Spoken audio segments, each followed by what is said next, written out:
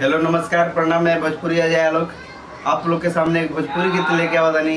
अगर हमारा वीडियो आप लोग के अच्छा लगी तो आप लोग मेरे चैनल को सब्सक्राइब करें, लाइक करें और कमेंट्स करें, वीडियो को ज़्यादा से ज़्यादा शेयर करें। प्रणाम।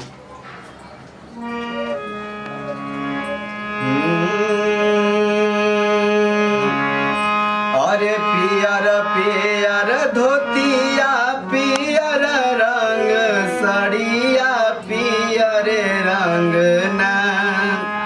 पियर पियर धोतिया, पियर रंग साड़िया, पियर रंग ना।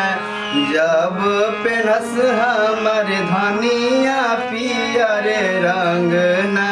लागस चांदी के अंजोरिया, पियर रंग ना।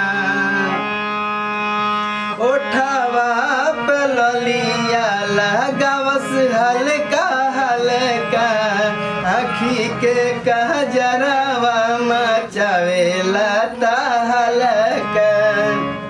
ओठवा पे ललिया लगावस हल्का हल्का, आखी के कहजरावा मचावेला तहलका।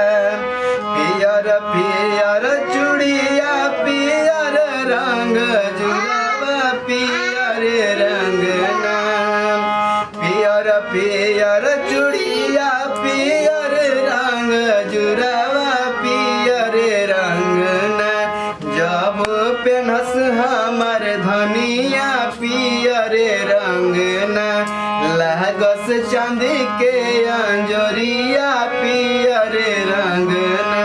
लागस चांदी के अंजोरिया, पियर रंग ना। प्रणाम।